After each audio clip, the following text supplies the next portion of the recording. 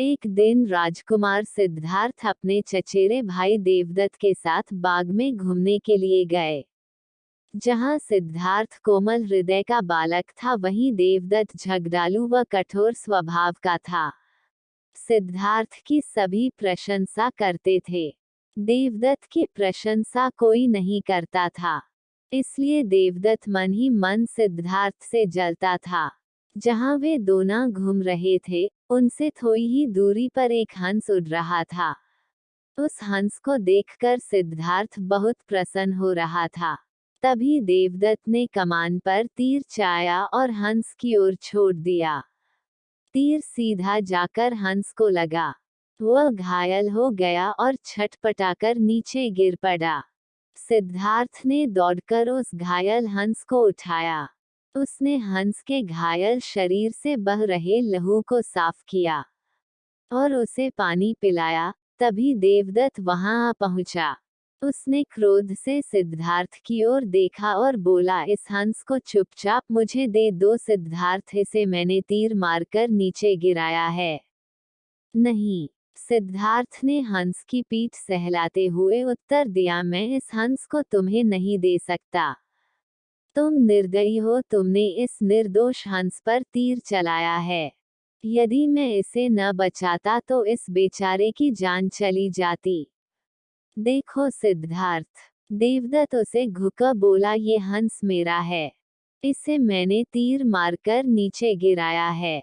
इसे चुपचाप मुझे दे दो। यदि नहीं दोगे तो मैं राज दरबार में जाकर तुम्हारी शिकायत करूंगा। सिद्धार्थ ने उसे हंस देने से साफ साफ मना कर दिया। देवदत्त राजा शुद्धोधन के दरबार में जा पहुंचा और सिद्धार्थ की शिकायत की। शुद्धोधन ने उसकी शिकायत को ध्यानपूर्वक सुना, फिर सिद्धार्थ को बुलावा भेजा। कुछ ही देर में सिद्धार्थ हंस को लेकर राज दरबार में उपस्थित हो गया।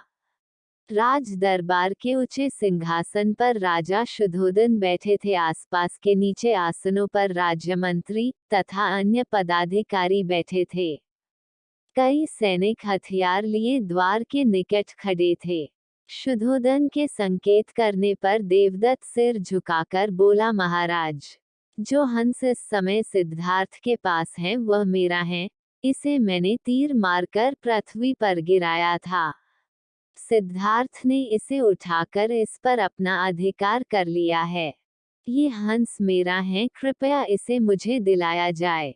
राजा शुद्धोधन ने सिद्धार्थ की ओर देखा और बोलने की ओर संकेत दिया। सिद्धार्थ ने सिर झुकाकर शांत स्वर में कहा, महाराज, ये हंस निर्दोष है, ये बिना किसी को कोई कष्ट दिए उड़ा जा रहा था।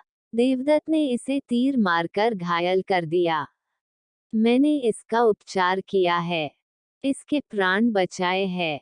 मैं समझता हूँ कि प्राण लेने वाले से अधिक प्राण बचाने वाले का अधिकार होता है। मैं आपसे प्रार्थना करता हूँ कि यह हंस मेरे पास ही रहने दिया जाए।